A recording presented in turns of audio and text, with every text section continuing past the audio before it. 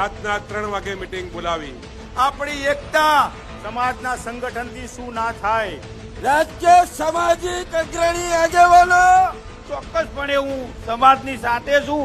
સમયની સાથે ચાલવું પડે. ઠાકોર સમાજ પણ જાગ્યો છે. એક સ્વાભિમાનની ભૂખ જાગી છે.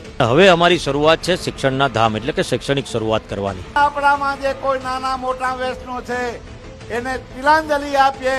એ હવે અમે જાગ્યા છીએ કે દુનિયાની તાકાત યુવાનોને રોકી શકતી નથી.